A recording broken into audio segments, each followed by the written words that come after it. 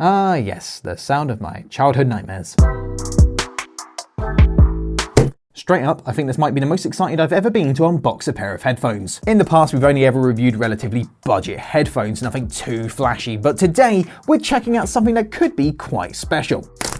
The Drop THX Panda wireless headphones. These were sent to us by Drop to check out on the channel, and I think the most expensive piece of audio equipment that we've ever tried on the channel were a $100 pair of earbuds. But these bad boys right here are going for nearly $400. Oh, that's an expensive pair of headphones. All right, I'm excited. Let's go ahead and unbox these things.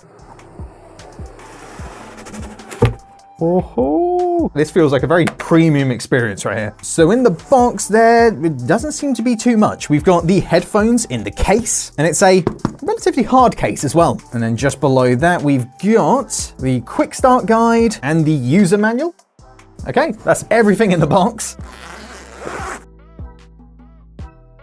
Oh, yes! Definitely nothing flashy going on with the design, but it is nice and simple, and that's what I like in my headphones. Oh, they've definitely got a bit of weight to them. They're not heavy, but they definitely feel quite chunky. They definitely don't feel too bad, but I'm not sure how they're going to feel after prolonged use, but we'll find out. And then also in the case, you've got a little compartment here for your cables, and those cables are a USB-C cable for charging and an aux cable for wired use. Oh, the padding on the ear pads feels super soft, and it's super bouncy as well. It really retains its shape well. Though the same can't be said for the padding on the headband. It feels quite thin. I do like the fact that the adjustable headband has more of a clicky motion to it rather than a smooth motion, which just makes the strap overall more secure. It's not going to slide into a different position while you're using them. On the left side, you've got the port for the aux cable, and on the right side, you've got your USB-C port and a joystick for controls like pause, skip track, volume up and down. So there's no touch controls on this thing, it's just the joystick. There are two built-in microphones for taking phone calls or talking to your preferred voice assistant, and as well as charging the USB-C port can also be used to attach accessories like a microphone, for example. They have a closed back design to provide strong sound isolation, but there's no noise cancelling tech in these, which is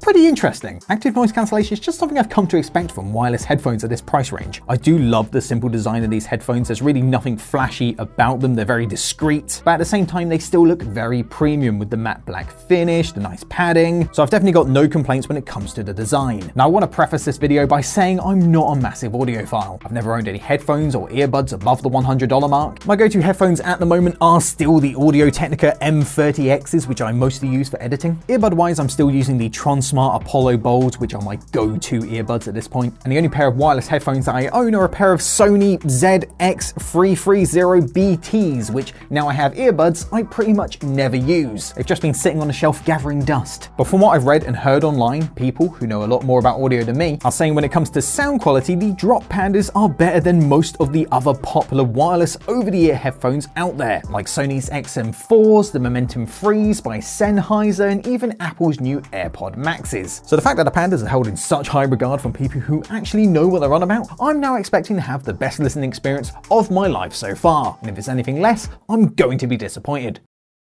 Oh, the noise isolation on these things is very decent. Does a really good job at blocking out all those background sounds. Does it have any charge? Well, a really obscure startup sound.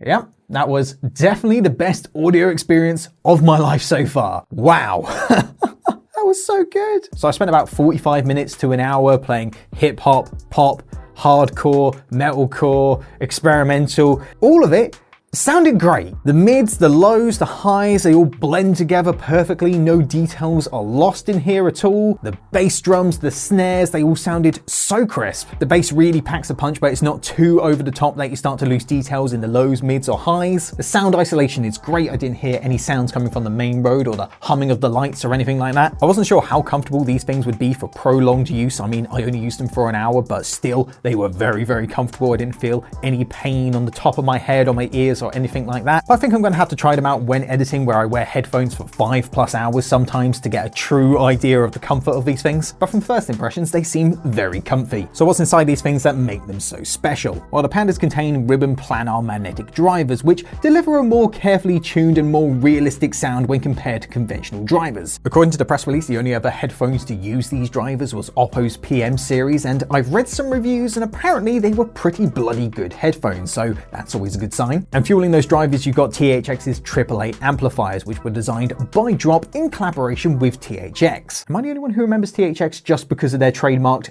deep note?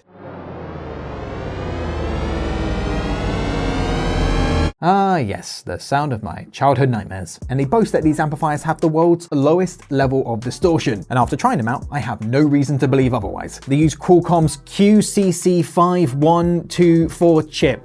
How am I ever meant to remember that name? Which, using Bluetooth 5.0 tech, provides a very strong connection and super low latency when streaming music or video. You can get 30 hours of playtime out of the battery on a full charge, and it also has a pretty impressive charging time. With just 10 minutes of charging, you can get 3 hours of battery life, and it only takes 2 hours to get a full charge. But now what I really want to find out is how these things compare to the headphones and earbuds that I use on a daily basis. So first up, let's try out the Apollo Bolds.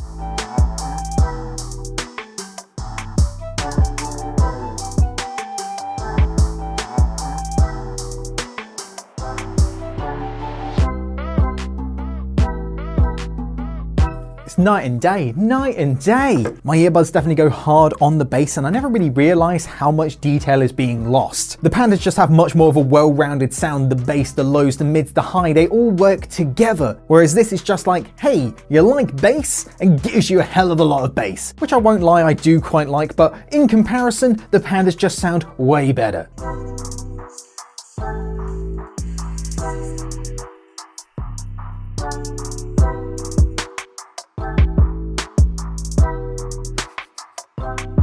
Considering that the M30Xs are significantly cheaper than the Pandas, I do think they sound alright. They're well balanced, the bass isn't overpowering or anything like that, the sound out of them is good. But when you compare them to the Pandas, they're way better. These are just so good. They do share some similarities. I think they're equally balanced. The sound out of the M30Xs does sound like it's been a bit compressed, whereas the sound out of the Pandas sounds pure. It's the truest sound I've ever heard from a pair of headphones. As someone who has a pretty mediocre knowledge of audio, do they deliver the best sound that I've ever heard come out of a pair of headphones? 100%.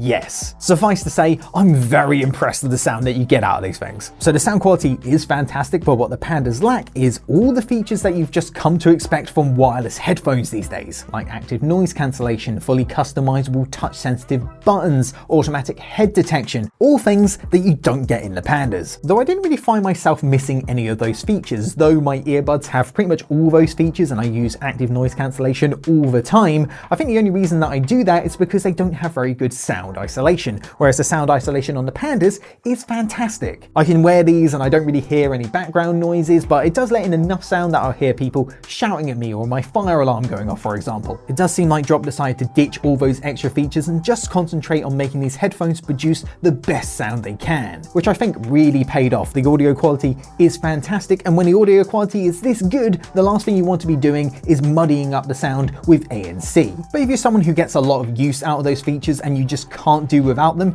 then I can't recommend the Pandas to you. But if you don't care about all those extra features and you just want a pair of wireless headphones that give you the best sound possible, the Pandas might be for you. Let's play that deep note again.